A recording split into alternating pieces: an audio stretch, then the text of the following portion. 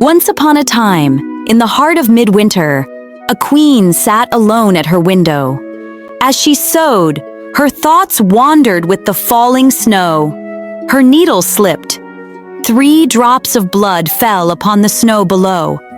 The red against the white was so striking that the queen whispered to herself a wish born from longing. If only I had a child as white as snow, as red as blood, and as black as the wood of this window frame. Not long after, her wish was fulfilled.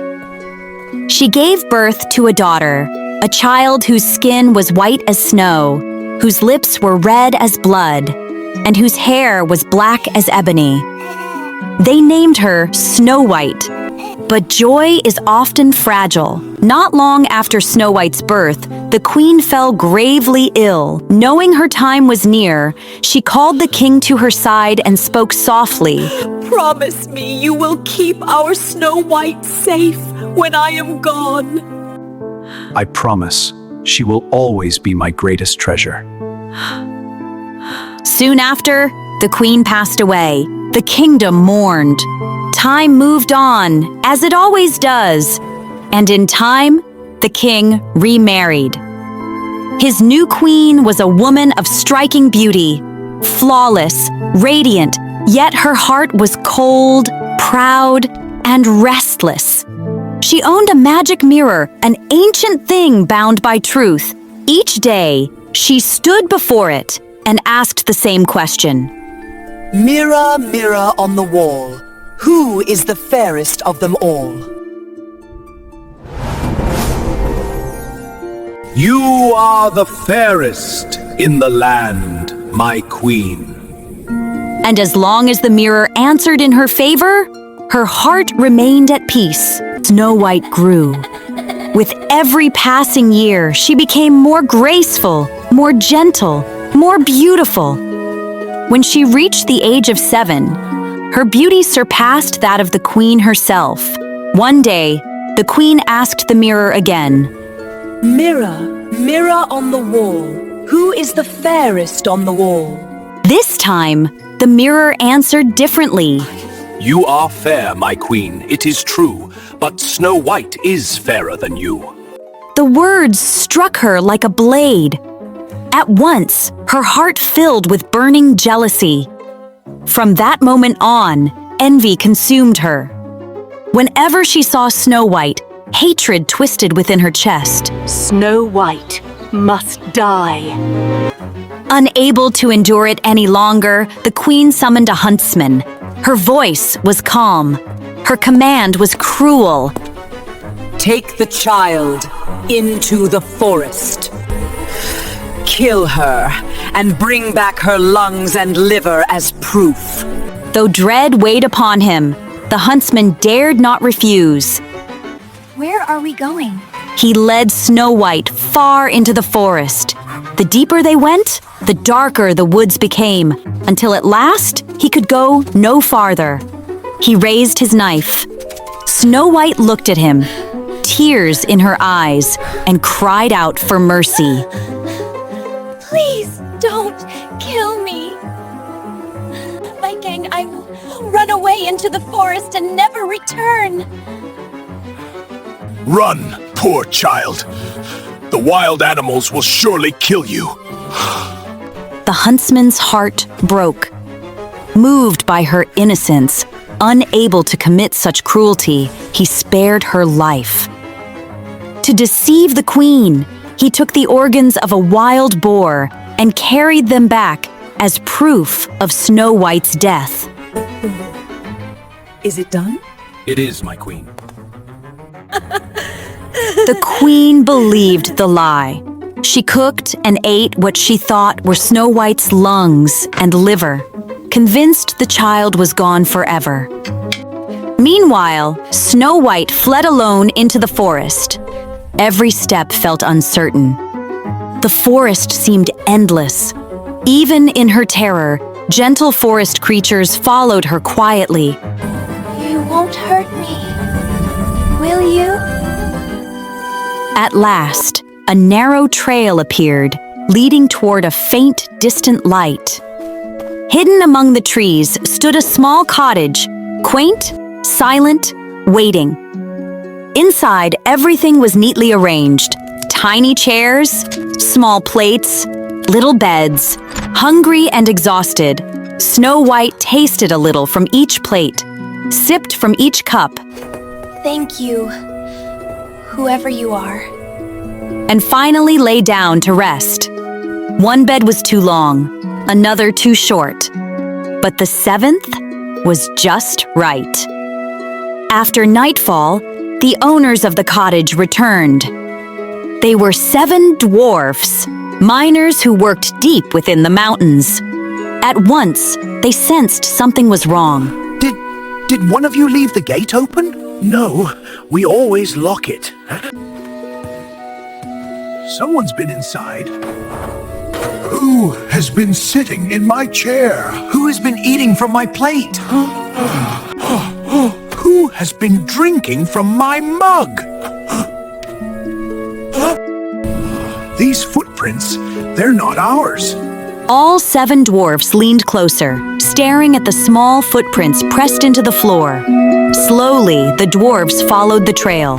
Who stepped on my bed? Someone has been lying in mine as well. They found Snow White asleep. Her innocence and beauty moved them deeply. Who is she? And where did she come from? She's beautiful. Sleep well, child. They chose to let her sleep. One by one, the dwarfs prepared for the night. 6 lay down in their small beds, while the 7th shared bed with his companions. The moon rose high above the mountains, casting silver light over the little cottage. When she awoke, 7 kind faces greeted her. They spoke gently and offered her safety. Who are you? Don't be afraid. This is our home. What is your name? My name is Snow White. How did you find your way to our house? Snow White told them her story. The dwarfs took pity on her and allowed her to stay. You may stay if you help keep the house tidy. I promise. I will do my best. And soon, the cottage was filled with warmth and life. Snow White kept the home tidy, just as they asked. In time, they loved her as one of their own. Each morning, the dwarfs went to the mountains to mine for ore and gold. Each evening, they returned to warm meals and a welcoming home. Goodness. You cooked all this? I only wish to help. Snow White had found safety. Be careful about your stepmother. She will soon know that you are here. Do not let anyone in.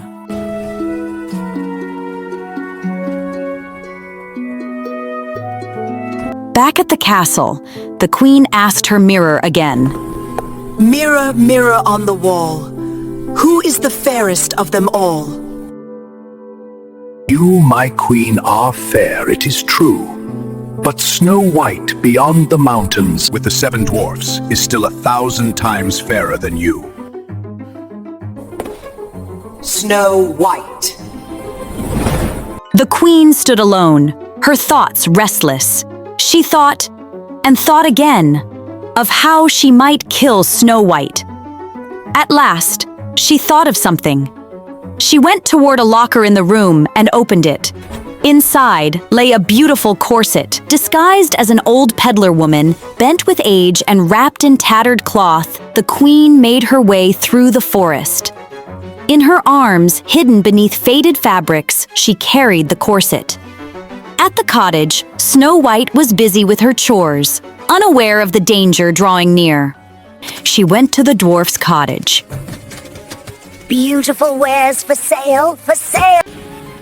Bodice laces in all colors. Would you like this one?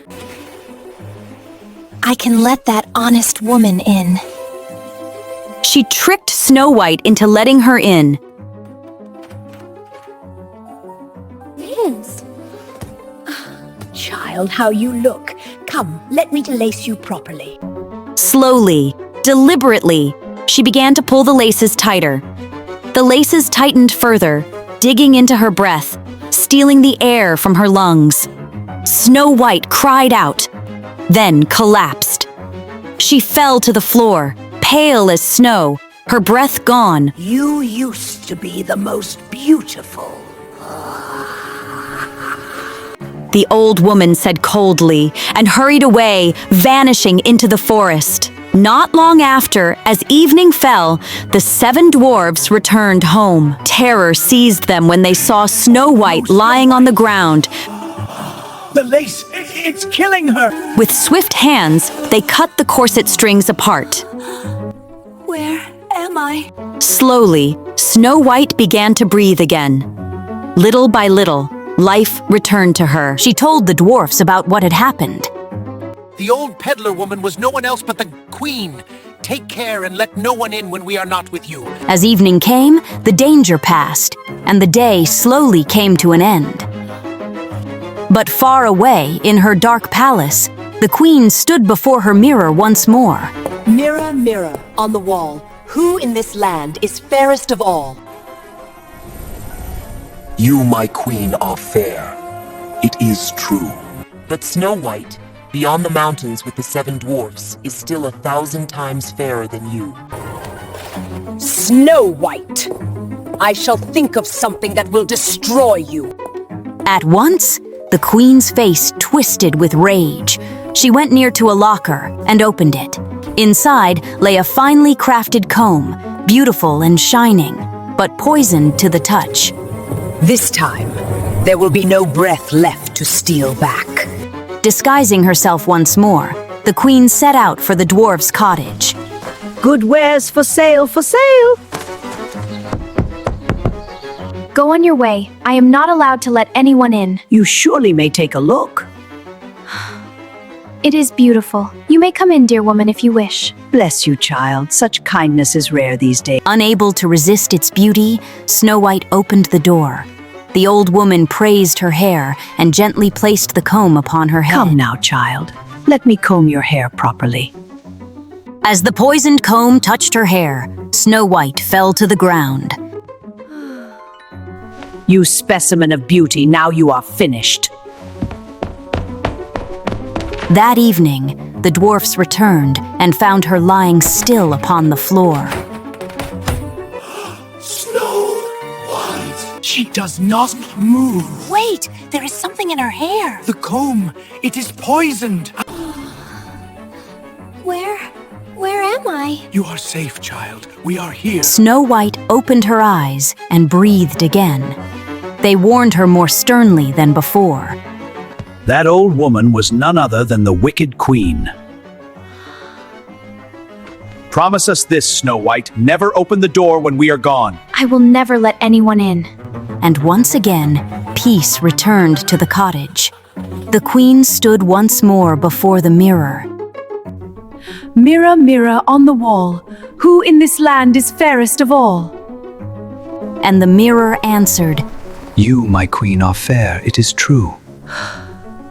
But Snow White, beyond the mountains with the 7 dwarfs, is still 1,000 times fairer than you.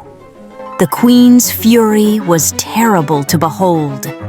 She went into her secret chamber and took out a single apple. It was perfectly shaped, half white, half red.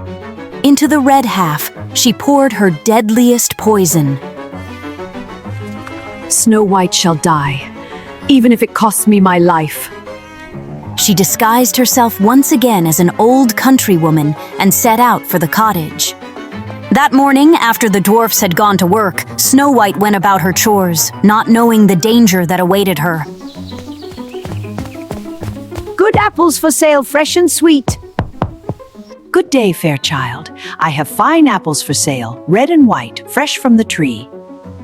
I am not allowed to let anyone in. The dwarfs have forbidden me to do so. That is all right with me.